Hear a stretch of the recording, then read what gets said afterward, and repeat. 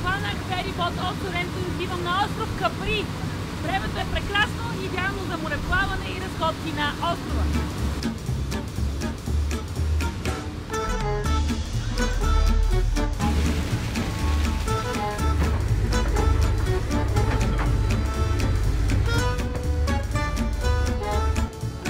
Ето мен на остров Капри.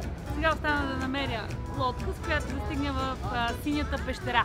Това е основната забележителност на острова. Хайде!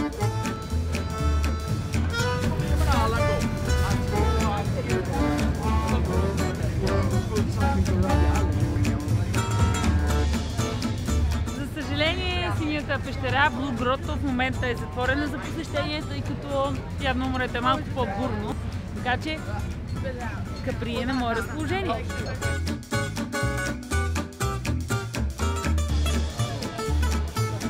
От пристанището се хваща фуникулер, такси или автобус до града Капри, който е основния на острова.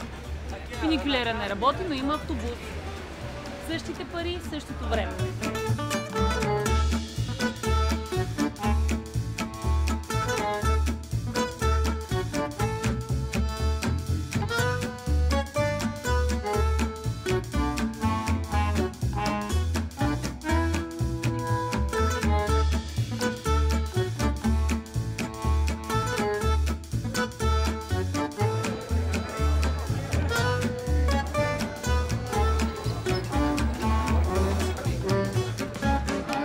От пристанището до тук 5 минути с автобус, нищо. Но пътя е толкова тесен, разминават се на милиметри направо автобуси, всякакви превозни средства. Централният площад се нарича Умберто I, в момента съм на него. Лудницата е пълна, сякаш съм в Париж в делничен ден. Липсва само стреса. Коли, хора, групи с туристи. Април месец. Не искам да си представям какво е тук юли или август, когато сезона е в разгара си. Сигурно е наистина пълна лудница. Не бих дошла в Капри в разгара на лятото, но сега е много приятно. Сядам да пия капучино в слънчево кафе.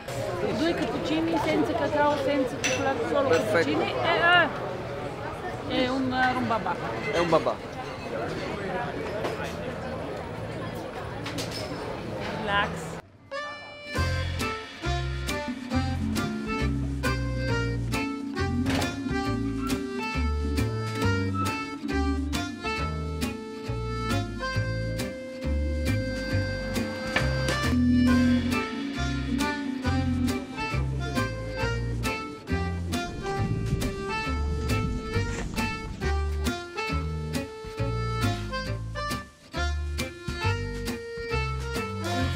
Много тесни.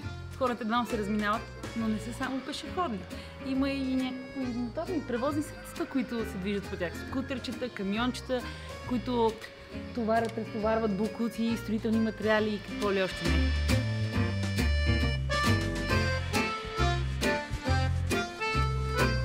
Вървя към Джардини Аугусто. Това са градините на Аугусто. Правят парфюми тук от 1948 година. Парфюми от остров Капри. Ще надникне. Малко.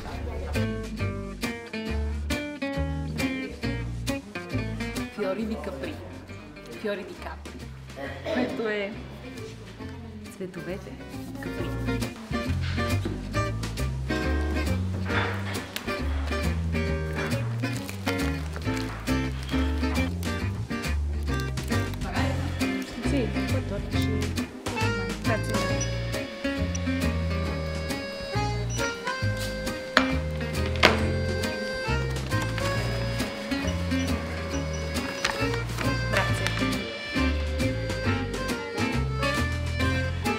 Винаги е добра идея да се подкрепиш и освежиш с лимонова граница.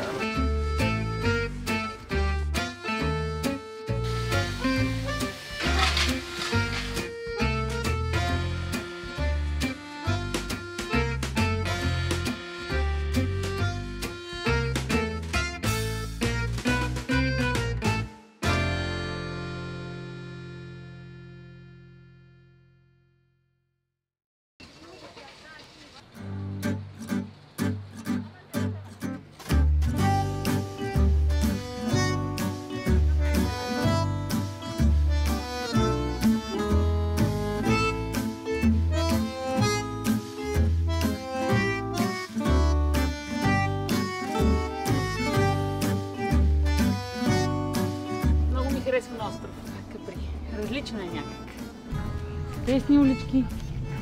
Ха нагоре, ха надолу. Сам. Фаралиони, най-близката точка.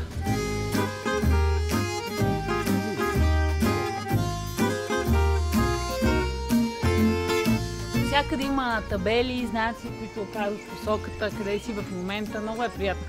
Сякаш съм в голям парк, а всъщност е град.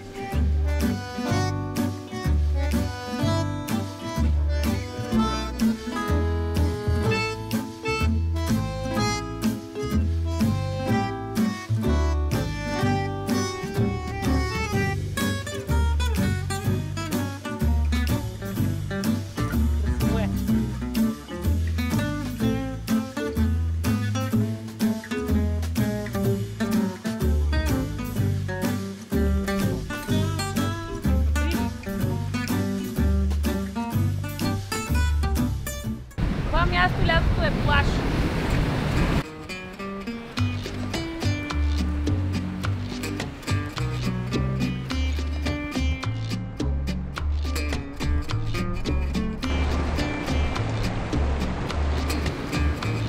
Белфарниен.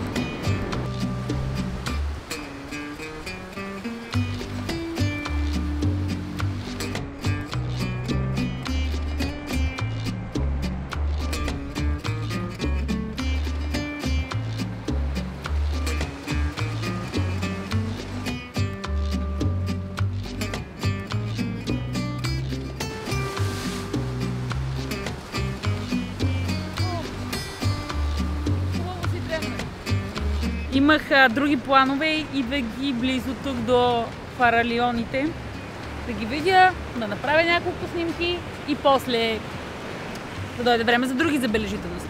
Толкова уютно и приятно ми стана да чувам шума на вълните, слънцето да ме напича. Направих първия плаж за 2018 година. Плаж силно казано. Поспах си тук. Скалните образования. Виждат се само две, а те са общо три. И много големи започнаха да стават. Ето така да се вижда. Почти до мен. Много големи започнаха да стават вълните. Морето се разбунтува.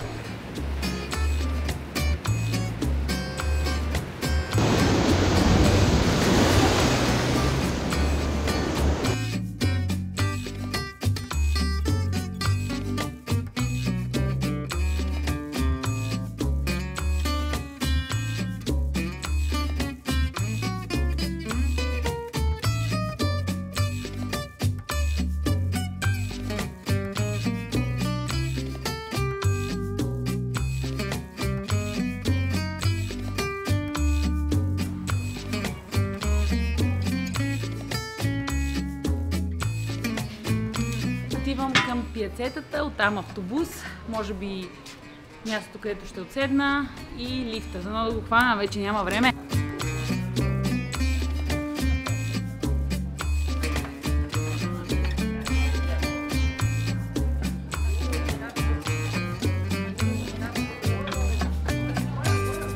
Това е градчето Капри, отдолу е Марина Гранде, където пък спират лодките, идващи от Неапол, Соренто, може би Амалфи.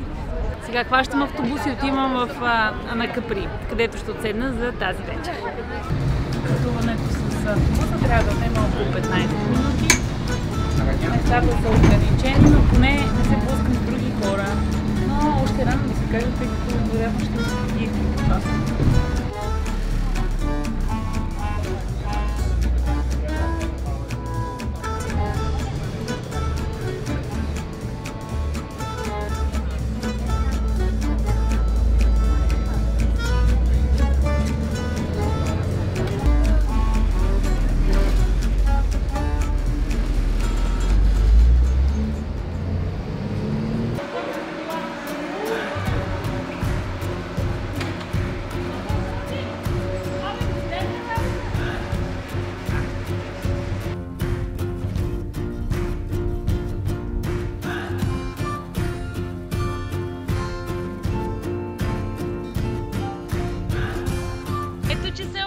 седалковия лифт.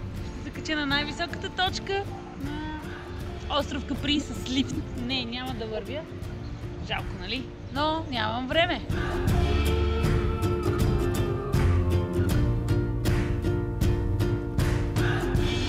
крачка.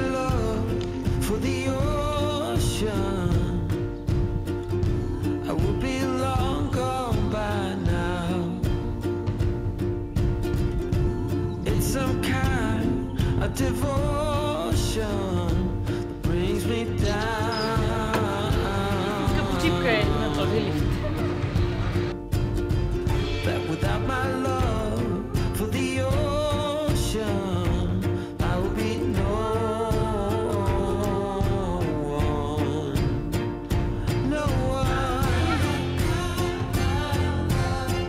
В момента съм на най-високата точка на острова Монте Соларо, 589 метра.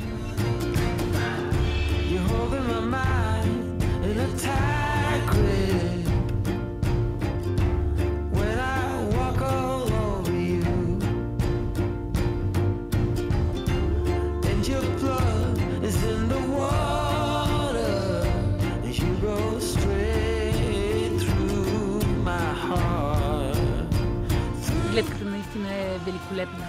Не се вижда само градчето Капри, което е долу, но и целият Амалфи кост в далечината. Онзи ден бях там с кола, сега го виждам от тук. За малко нависоко и е време да слизам долу, пак с едноседалковия лифт и да открия мястото, където ще пренощувам. Къща за гости. Долу в Ана Капри. Пишело! Идва!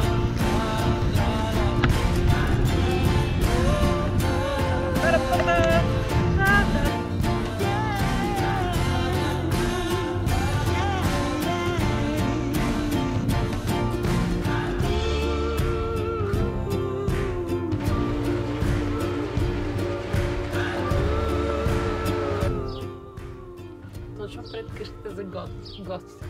И сон.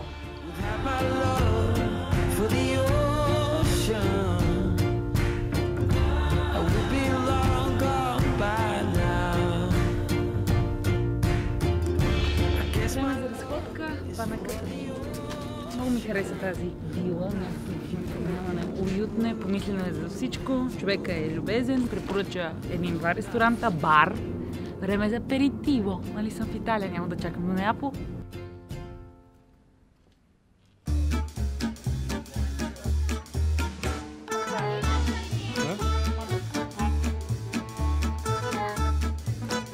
Градът е много малък, историческият център.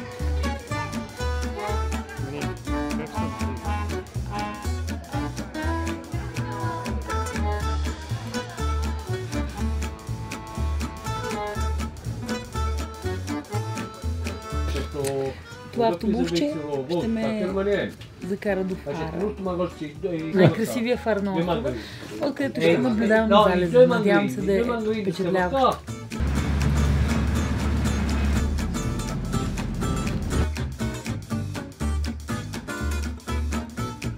Много съм близо до фара. Той е точно пред мен. Нека си остане там. Слънцето залязва прекрасно. Долу има бар. Какво по-хубаво от това?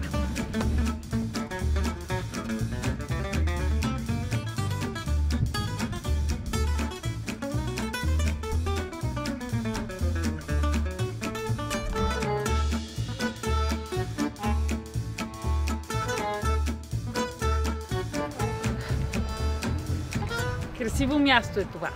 Не съм сама, много хора още има тук, които са дошли да посрещнат залеза. Днес времето беше очарователно. Над целия остров. В началото малко мъгла, но сега е просто приказка. Красивия, озарен от залязващото слънце фар. И аз. Ще направя няколко снимки и пак в цивилизацията. Страхотно е тук.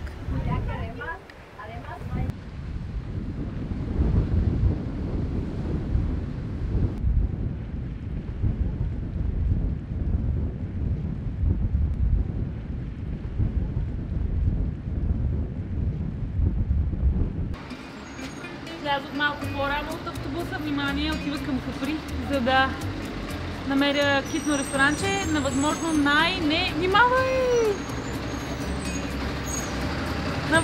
най-нетуристическото място. Намирам се пред една месарница, а тук до мен е автобуса. Минаваш ли? Минава, мога да го пипна. Но няма да ходят, като търся ресторант. Тук има един надолу, два. 8 часа може би е рано за вечеря, но не съвсем. Напред! Напред! На традиционен ресторант, в който няма местни хора, само туристи. Добре, отвън изглеждаше много традиционно мястото, но влизайки вътре установи, че е пълно с туристи. Дори едното меню на италиански, човек говори италиански, английски и немски. Аз поръчах на италиано и английски, макар че мога да поръчам изцяло на италиански. Те ме разбират. Розе, салата капрезе, не си отиват много, вярно е, но розето от Сорентино не е лошо. Така каза сервитьора, който е собственик на заведението. Салата капрезе задължително трябва да се опита тук на острова, защото тя е създадена тук на острова с моцарела, която е традиционна за кампания, домати и малко босилек. В България поднасят със сос песто, но тук само кистенца от босилек. Това е декорацията. Лимони. Много хубаво миришат между другото. Рядко срещам в България лимони, които да миришат добре. Тези, подобно повечето в острова, не са обработени. Кората им не е обработена с парафин. Диде розето от Сорентино с хляб, намазан с масло, много чесън и изглежда, че има и магданоз. Грация. Равиоли капрези. Ето ги с лек сос, в който има месо. Много малко месо. Лек доматен сос. Вътре са пълнени с моцарела, има босилек и сирене приволено. И с много плънка. Вижда ли се?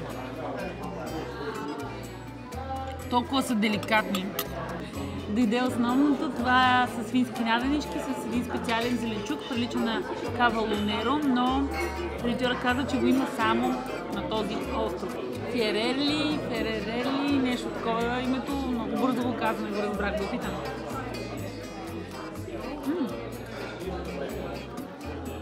Горчиво е. Направили са го пикантно. Много интересен вкус. Горчиво, пикантно, а наденицата е най-вкусната италианска наденица, която съм яла. Малко е солена обаче. Почерпиха ме лимончело, няма как да им откажа. Чашата е ледена, напитката също.